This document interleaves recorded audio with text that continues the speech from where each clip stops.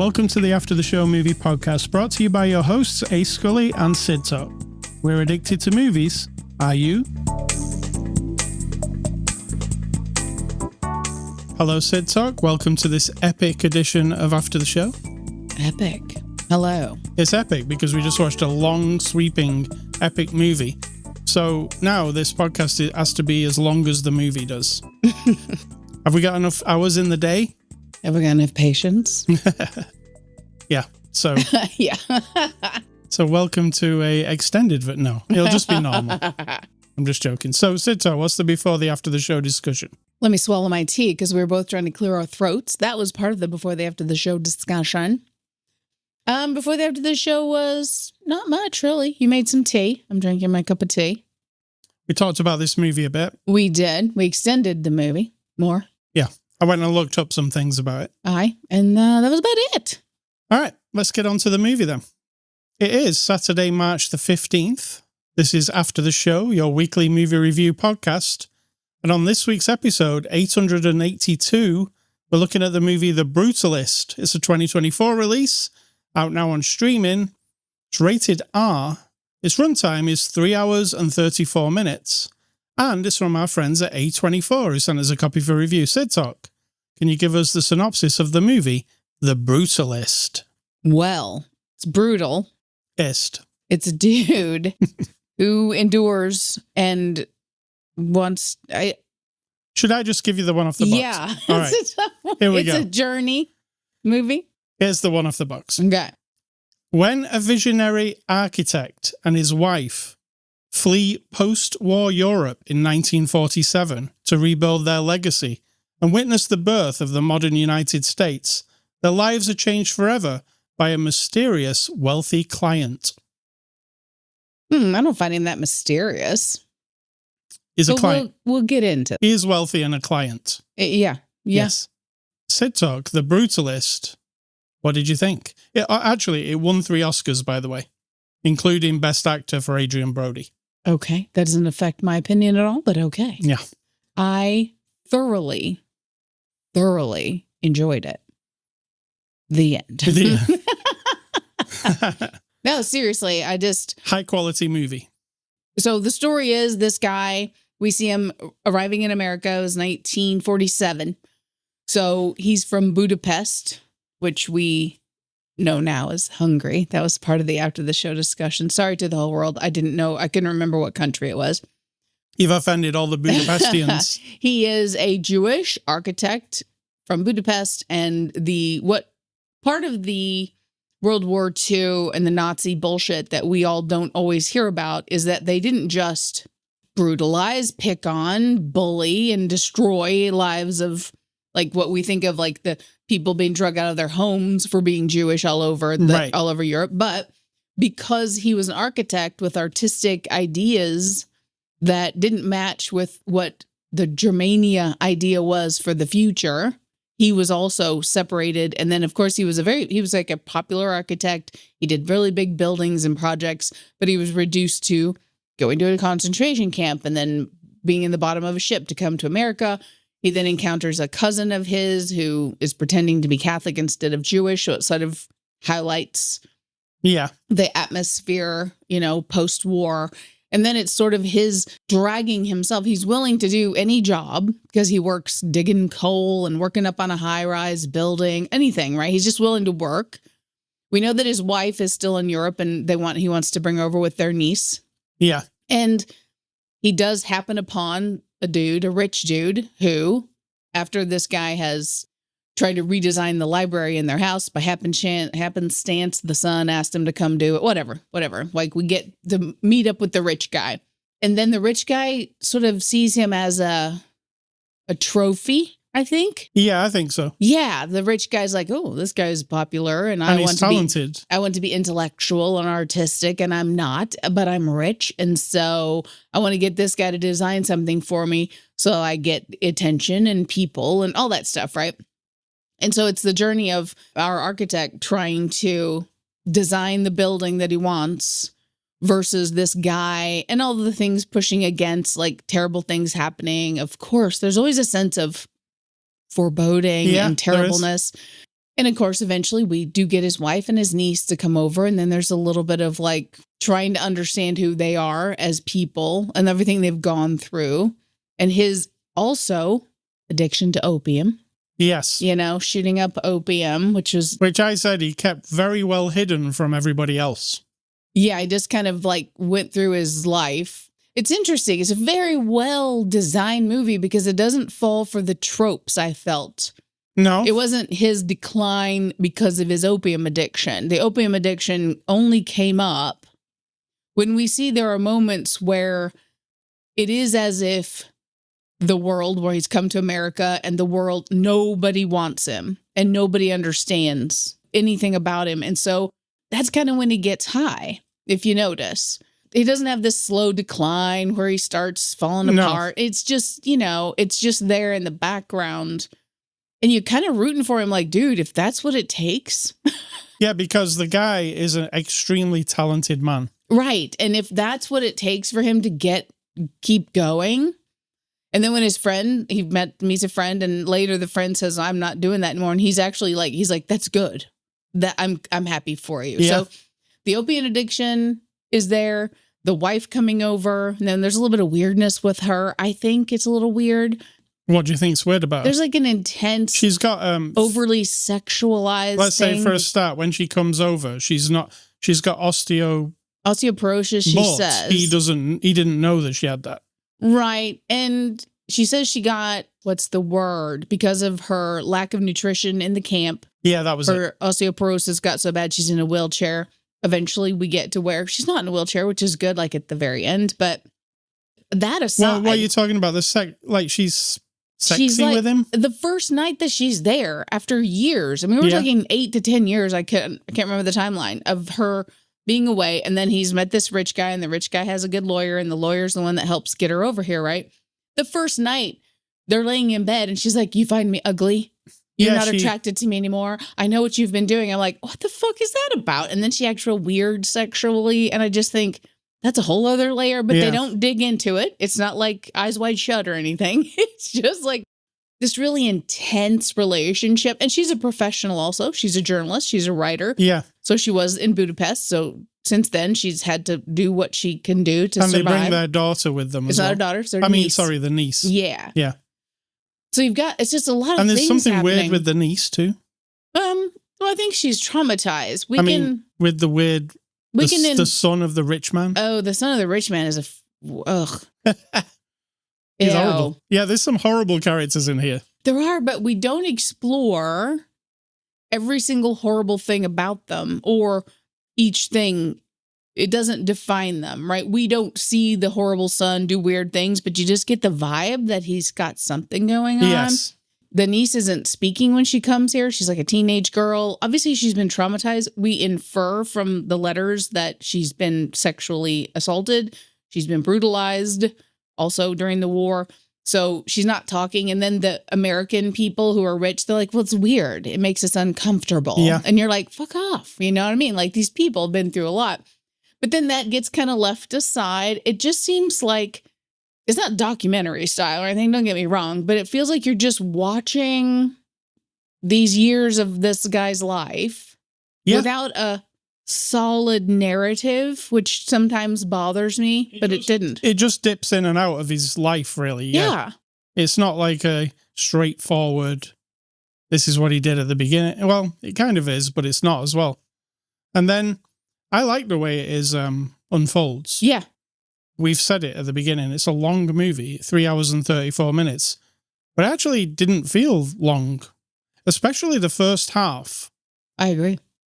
The first half is quite different to the second half because it's one of those, here's everything laid out for you. And then here's the second half is almost like it's not the downfall. You know, you're saying a downfall. It's kind of a downfall, but it's a bit more depressing the second half. Yeah, it's more like it's a downfall, but it's because in movies you get this like, oh, we're going to get a bit of like there will be blood, right? He strikes oil, but then there's always this something underneath. Something terrible is happening. But this was more like I kind of came to the conclusion this guy doesn't have a chance. I mean, he's not going to get a chance. And then what we find later in the movie is that only when he's old and almost dead, like many artists or people who have something to say, he's not recognized. You know what I'm saying? Like that we go to a thing at the end where he's really old. And I mean, it's 1980. There's an epilogue, basically. Yes. And so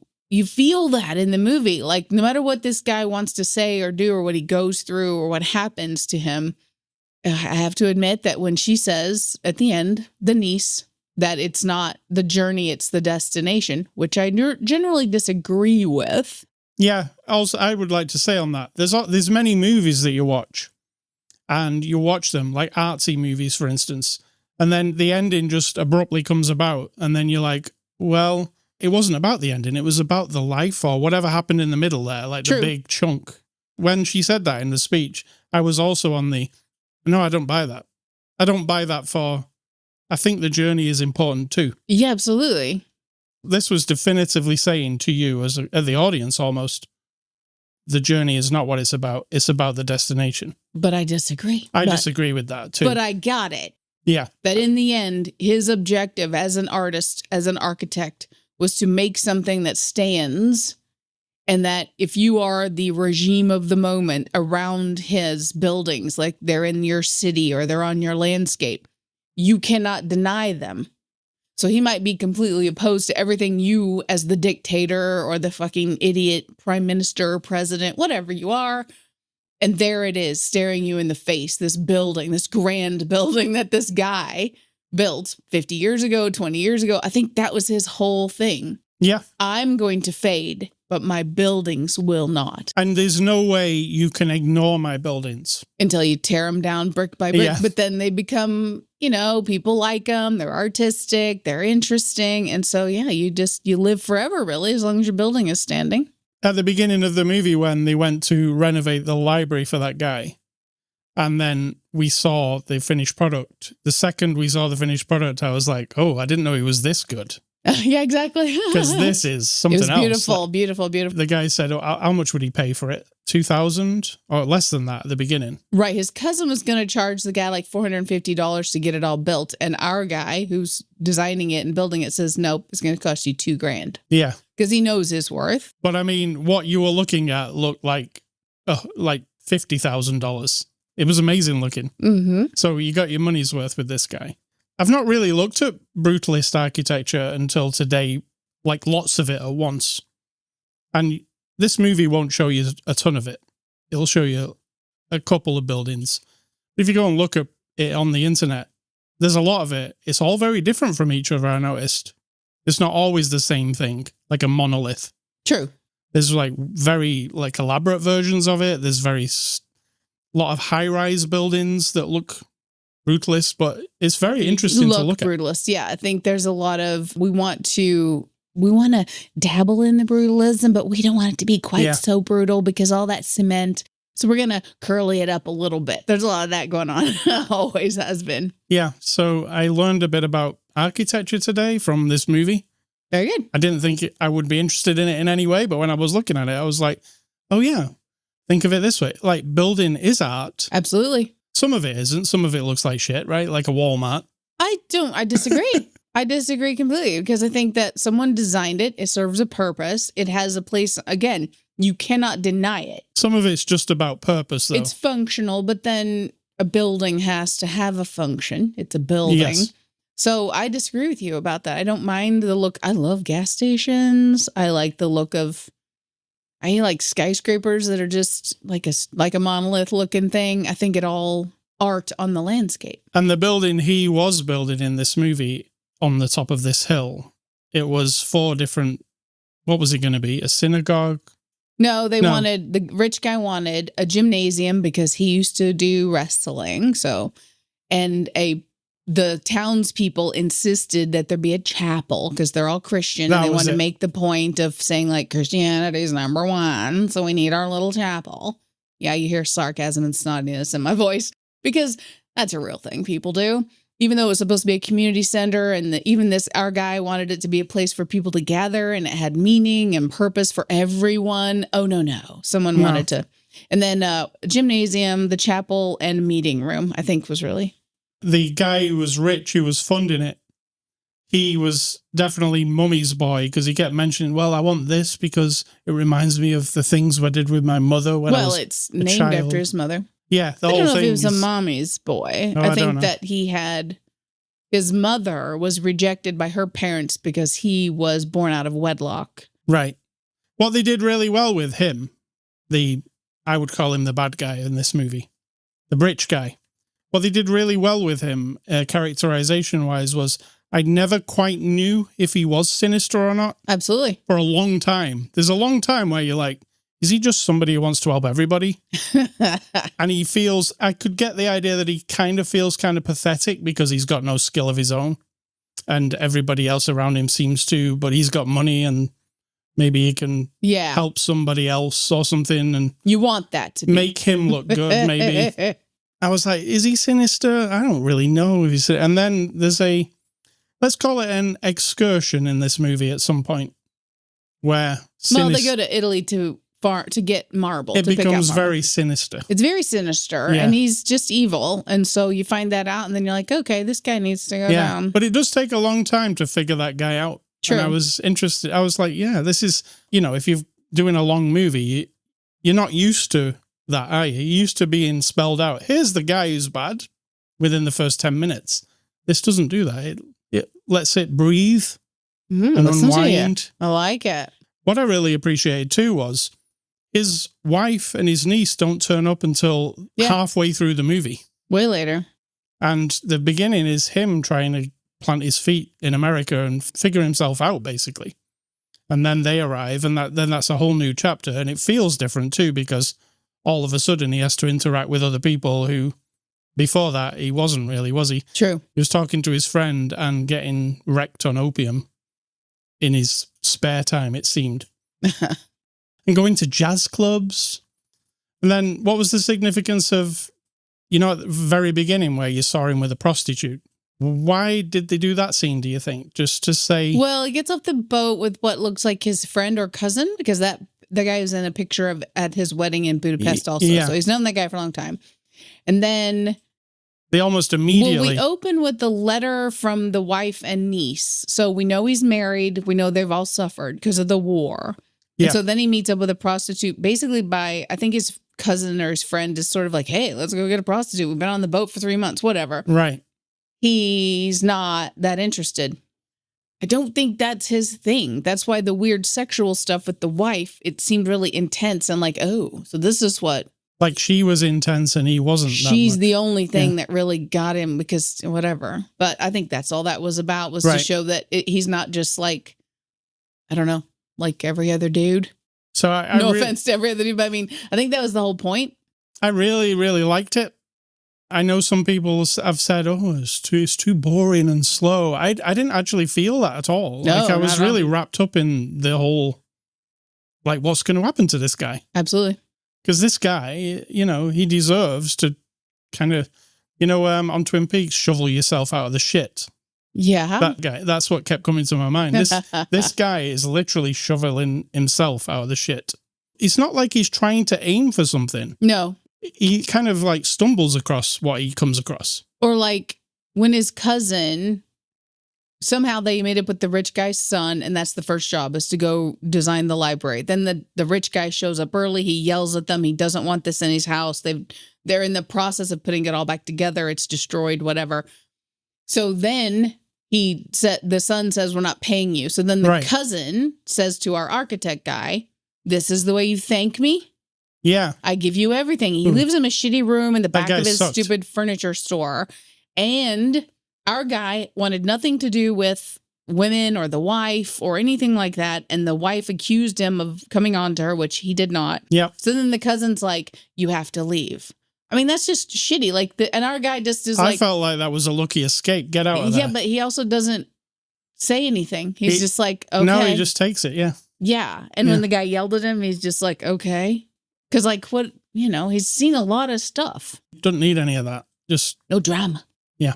So let's go on to the cast here. Adrian Brody plays our guy, Laszlo Toth. And he's our brutalist architect. What do you think? He's brutal. He's brutalist. He's very intense, isn't he? He's very intense. He does it exactly like I'm convinced he's that guy. So I think he did a good job. There are a couple moments when it's a little overly theatrical for me, but then I'm like, I do agree with that. I don't know this guy. This seems like he's been through a lot. So, when he first gets off the bus and he's like rubbing his head against his cousin. That's exactly when I thought that. Then I'm like, well, no, he's not seen him for however long. He's been in a boat for 3 months and he just came from war-torn country and his wife is in a concentration camp. I mean, he's gone through a lot of stuff. So there's a lot of weight there. So maybe that's right. But then their relationship was odd too. The weird kind of like kissing each other. Well, the cousin, the man, was trying to get our architect to hook up with... Okay, so first of all, we meet the cousin. He's got this shitty furniture store and he sounds like a shyster, trying to sell furniture. He's definitely a shyster. And his wife says he was here before I was ever born. So that means she's probably like 20. Yep. And he's about 45, which is creepy. And she's not like super in love with him. So if that was the case, I wouldn't say this. She's almost like a trophy to him. Then he tries to push his cousin, what looks like into a threesome, like dance with her, touch her. And then that's real weird. Then our guy's like, no, thank you. And then he gets mad at our guy, I think, for not going along with he doesn't want to be a shyster. He doesn't want to have the threesome. He's not in that mindset. No. So that cousin needed to punch. The whole cousin 20 minutes of the movie is awkward as shit. I was always like, oh my God, this guy, I can't deal with this guy. Yeah, this guy needs to go down. Yeah. So Adrian Brody, excellent. Guy Pearce plays Harrison Lee. He's the wealthy guy. Really, really good. Yeah, he is good. I mean, his he character's commits terrible. to this. Yeah, he commits, but he's really convincing. So I was into it. You could say it's mustache twirling because it is in parts, and he's literally got a mustache. A little bit. It feels kind of old-timey, kind of old movie type of thing, but I thought he was good because when he did what he did, sinister, let's say, I was like, it kind of turned me completely. I was like, oh, I'm kind of in shock that happened. What the hell? Like, it came out of left field as well. So, but I did say to you earlier on, I won't say it now because it'll spoil that part, but you know what I said to you, and I was kind of right. Yes. We've got Felicity Jones as his wife, how do you say it? Erspeth.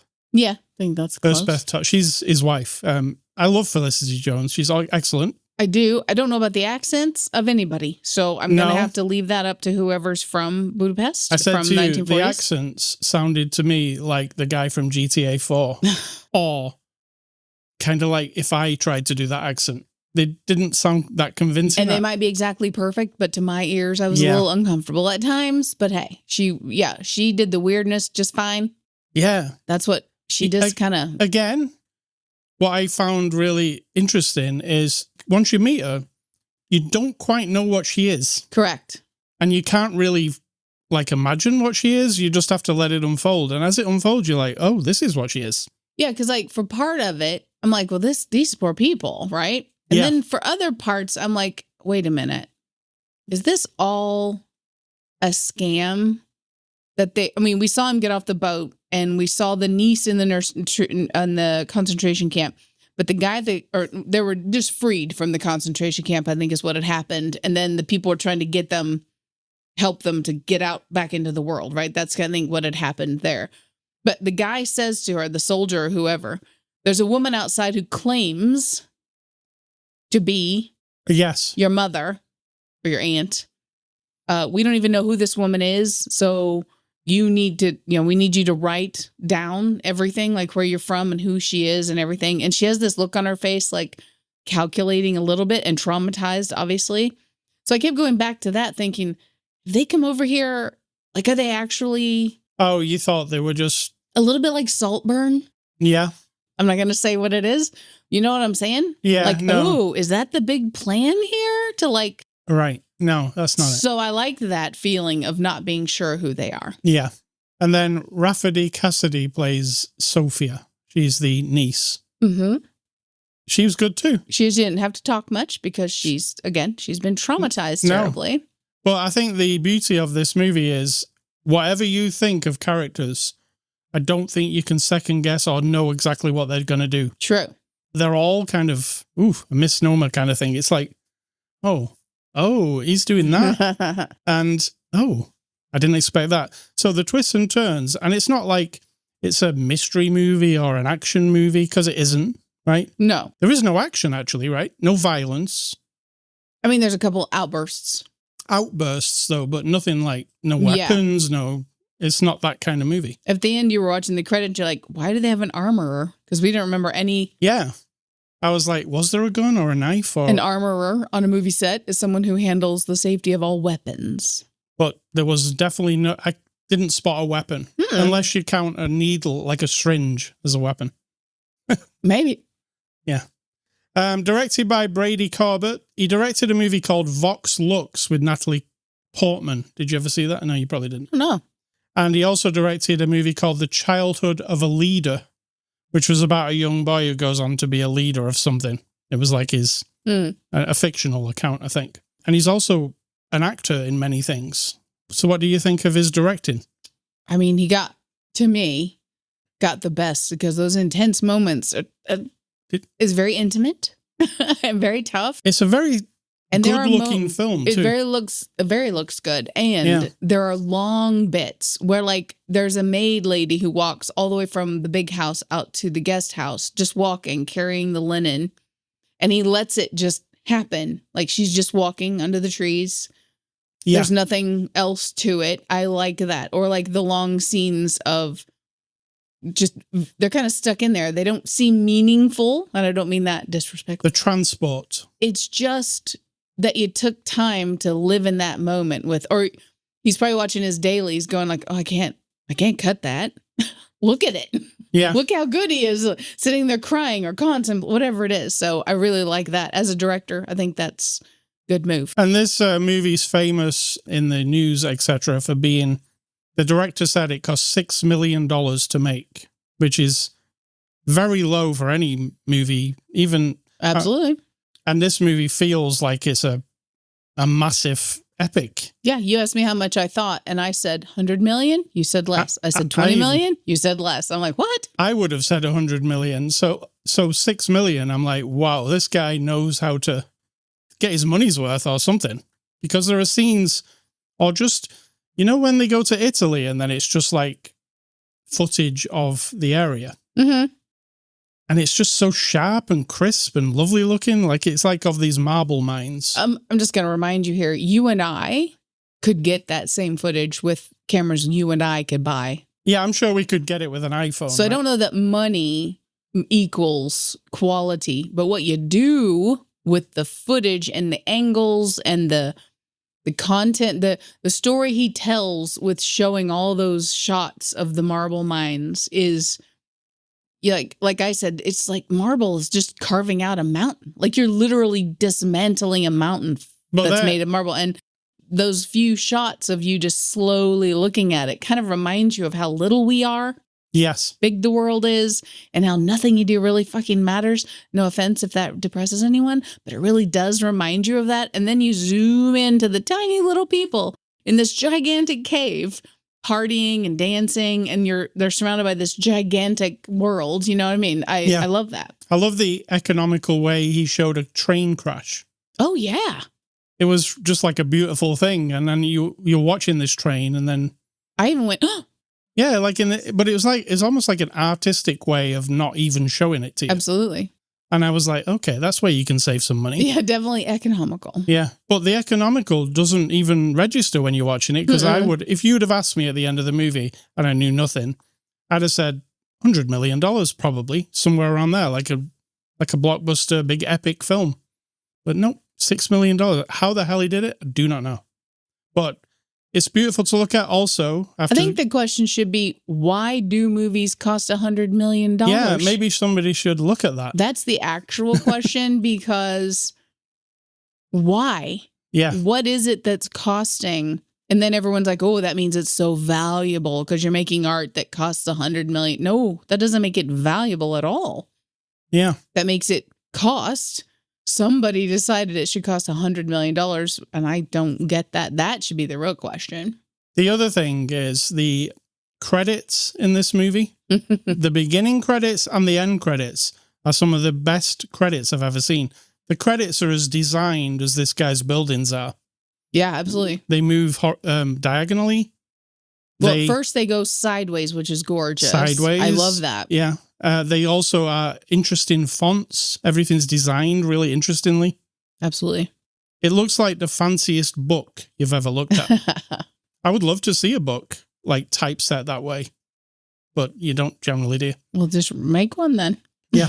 In fact, if you look at the poster for The Brutalist, if you look at where it says The Brutalist, that's the style of the credits. It's awesome. I love it. So let's get on to the IMDb reviews. What are those? Those are reviews on a little website called IMDb, Internet Movie Database, where people like me and you and I and you, yes, you and I'm me, go on and go, I really didn't like this movie because it's a waste of my time. And of course, once again, it's not, the acting is terrible and it's the worst movie I've ever That's seen. what it's going to say, isn't it? Or we don't read the 4 stars. We just read the 1 star. All right. Here's the people who don't like The Brutalist. Okay. First guy says, the worst film I have seen in years. Yay. Ding-a-ling-a-ling-a-ling. This overly long and pretentious film attracted me to see it in a theatre due to the positive reviews, but it has a poorly developed story and the added distraction of pornographic sexual scenes, which add nothing to the cinematic experience. The ending is too ambiguous and disconnected. Adrian Brody is impressive, and Guy Pearce looks like he's in a 1930s melodrama. This was 4 hours I will never get back. Yeah, the pornography is of the time, so people were making pornography as soon as cinematography, as soon as... Why are people so, like...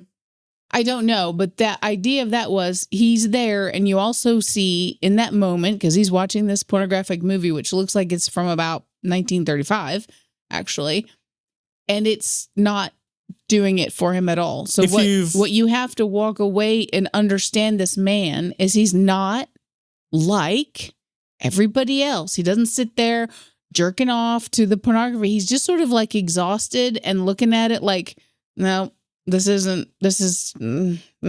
Yeah. And if you've seen the movie Pearl, the middle movie, she goes to meet with a dude and he's a projectionist in a theater and he shows a pornography movie very similar to the one in this movie. Yeah, but people get really fussy. Yeah. Yeah. Second guy says, boring, artsy-fartsy, and time-consuming. Oh, God. What else do you have to do? He says, I miss the old blockbusters like Gladiator 1. The acting is good here, but the shots are good, but oh my God, I was irritated from the beginning of the movie with all the sexual content. Here's another one. Yeah. You know what? There's like a prostitute scene. There's a handjob scene, which you don't see anything. But it's telling you about their relationship. And there's a little clip of a porno thing that you see, which is, you know? And it's some important. nudity, that's it. Yeah, and the thing with the wife and the husband, it tells you about their weirdness. I wouldn't come away from this movie and go, oh my God, all the pornography. Because that's not, it's small and just into, it's not what I would think of. When I go back to think about this movie in a few years, and I'll be, oh yeah, that was that porno-y type movie. Yeah, no, not at all. No. And the last person says, pretentious, self-important, dumb movie. I was looking forward to an epic. Was expecting big ideas encompassing mankind, relationships, architecture, and innovation. Instead, the film wallows in a sense of self-importance and pretentiousness. Why film it in VistaVision from the 1960s for one? Are you just pretentious? It was filmed in VistaVision also. There hasn't been a movie since 1961 that has used this format. And the format is kind of cropped at the sides instead of the top and bottom. Mm-hmm. I thought it was really good because you get a whole giant screen, don't you? It's like the full. For the record, I don't care. No, but I mean, I thought it looked good. It looked gorgeous. Yeah. And it's very pin sharp, this kind of cropping, because you get like a very, very sharp image. It also looked like it had been aged. Mm-hmm. Like there was like cracks in the film and stuff. But I don't know if that was actually that they just used old film or it was put on after the time. So that's it. They're the people who on IMDb. All right, let's give this movie a score. I am going to give, I was going to say The Pianist, but it's not The Pianist. It's not. I'm going to give The Brutalist an 8 out of 10. Ooh. I really enjoyed it. I might be there with you. I'm going to go 8. I'm there with you. I got you. Yeah. Good. A24 again. Good. You know, what I like about A24, it's not always the same thing, is it? They didn't make it, just so everybody knows. No, they buy up movies. Correct. Yeah. But they don't, like, follow one thing. This doesn't really fit with their other stuff. True. And neither does some of their other stuff. I don't know, it's crazy how they seem to have my taste, which is weird. Well, no, you're never alone. No, that's true. We didn't see any extras because we watched the streaming version. And 8 out of 10 all around. Thank you to A24. Next week, we're going to look at the Russo brothers' big blockbuster movie. You know the Russo brothers? Remind me. They made Avengers Endgame, let's say. Okay. Well, they've got a new movie called The Electric State, starring Millie Bobby Brown. So we're going to look at that next week. Movie recommendations. I'm going off the back of this movie. The Pianist, starring Mr. Adrian Brody. Did you like The Pianist? Have I seen it? I don't know. Surely have. It was from 2002. I think you have seen it. It's intense like this one is, but I mean... Yes, I have seen it, and you're right. Yes. And it was one of those like, oh, that was high quality. Yeah. It's very good. You mean he's better in that than he was in Predators? Oh, yes. Don't knock Predators. I'm just saying. Yeah. Oh, yeah. That's not something I think of. But Felicity Jones, I do think of Rogue One, where she played Jyn Erso, and she was fantastic in that. It's one of my favorite Star Wars movies. Those are my 2 recommendations. The Pianist and Rogue One, 2 totally different movies. Very different. I'm going to give you, going back to the history of cinema since the beginning, and if you don't know when that was, look it up. Well, I'm up to the 1960s, and I'm just doing horror movies that I have seen. So if you want to be just like me and grow up kids to know everything that's in my head, you will watch all of these movies. It's not a shout out about quality, it's just quantity. House of Usher, 1960. One of those Vincent Price weirdnesses. I believe it was also a Roger Corman movie. Psycho from 1960, which, of course, people of our age, we might be the last generation as a whole to be very familiar with Hitchcock. You know what I'm saying? Yeah. But that's 1960 was the original Psycho. The Pitch and the Pendulum, 1961, written by, the guy with all the darkness. Oh, God. His name was right in the front of Edgar Allan Poe. Right. Also, Vincent Price is in that. Then we have The Brain That Wouldn't Die, which is another take on Donovan's brain, that kind of story where someone's in a horrible accident, they save the head and the brain, or just the brain, and try to transfer that person's thoughts into someone else, or it just happens sort of magically and weirdly. And then we have The Comedy of Terrors, 1963, which is a bunch of the classics from horror movies, Vincent and Peter Lorre and the guy who's the Grinch, or the voice from the Grinch. It's like a comedy of horrorness where they dig up bodies, and it's like a slapsticky, almost like Benny Hill. I mean, even the title is a Of course, words. but it's like hardcore that direction. So yeah. that's them. All right, Ace Scully stuff. I've been playing a game this week called Enshrouded. I don't think you've seen any of this, but I've been playing it. I'll give you the synopsis off Steam. It says, you are Flameborn, last ember of hope for a dying race. Awaken, survive the terror of a corrupting fog, and reclaim the lost beauty of your kingdom. Venture into a vast world, vanquish punishing bosses, and build grand halls and forge your path in this co-op survival action RPG for up to 16 players. Now, this type of game, they call it a survival game. I've not been into in the past. I find it tedious. So what a survival game is you just dropped into a map.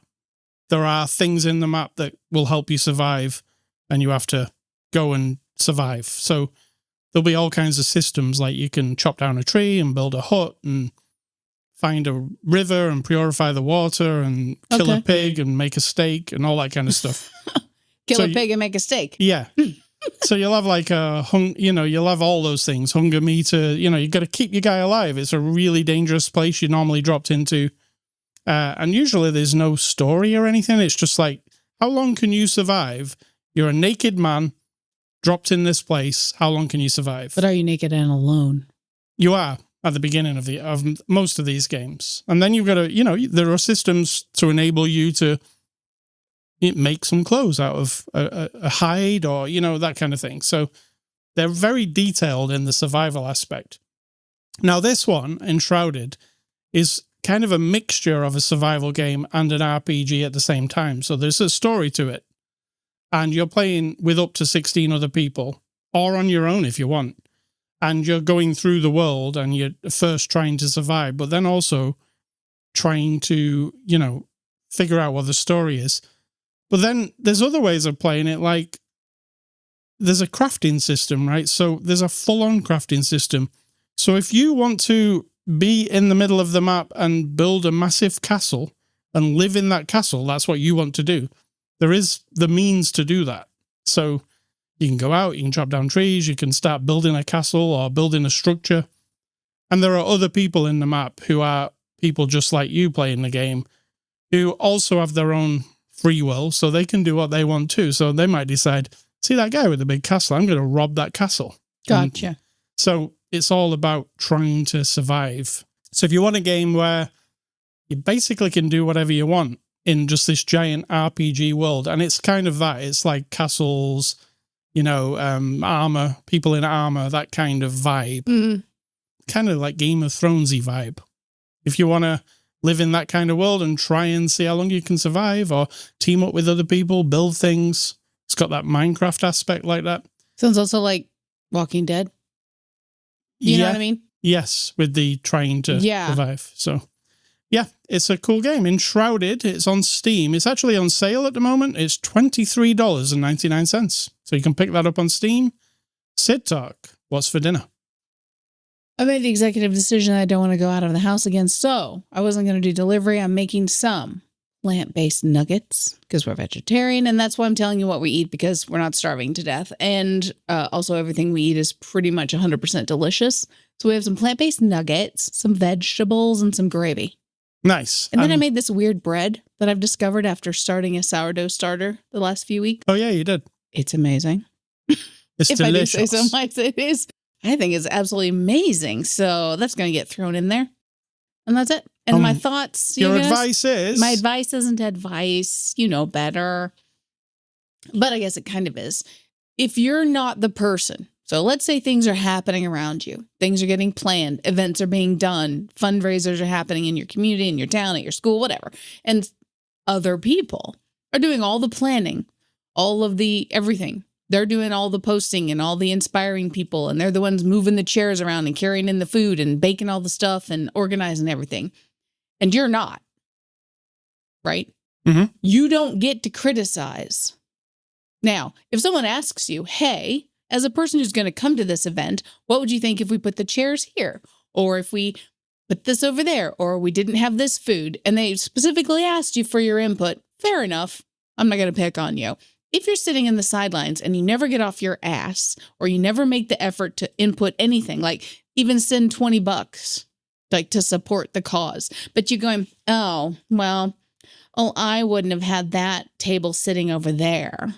Or, well, I see nobody brought this food. Why the fuck didn't you bring it then? And I'm from a small town, so bringing food is a thing, like potluck. Or, like I said, anything. If you're at a distance and you see people trying to make an effort to do something, I think you should feel really shitty if all you do is criticize. Or if you go there and you don't participate, you're just there to cross your arms and look down and go like, oh, did you see how they did that? Oh, did you see what they forgot to do? Oh, did you see that they didn't blah, blah, blah? Well, like, shut up. Yeah. Do something.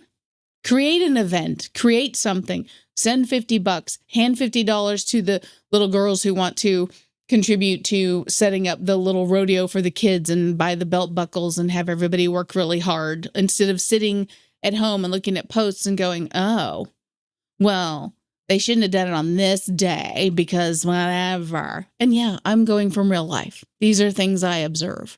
I'm not always at things because I'm not sociable and I don't like it. I feel uncomfortable around a lot of people. However, I root them on. I will cheer them on to the best of my ability. I will contribute financially when and if I can. Or if someone says, hey, we're putting together the after prom dinner for everybody. We're going to cook pizzas for, we group of mothers. Well, I'm not in my small town.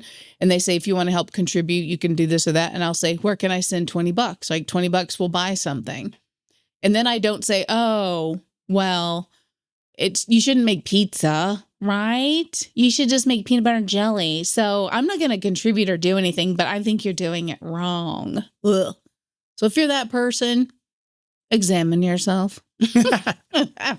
Examine yourself. Examine yourself. Don't be jamming yourself. All right. Let me play some music. All right. ascully.com. That's the place you can go to get this podcast. We're also on Twitter and Instagram, and I'm on Blue Sky, but nobody else is. So don't find me there. You can also go to Spotify, iTunes, anywhere that podcasts are available, Amazon Music, YouTube. Email feedback to me, ascully@ascully.com. Do not email Sid Talk. She doesn't want your email. And stay classy, A24. Let's see what you bring us next. Right on. And I'm going to say think for yourself or someone's going to do it for you.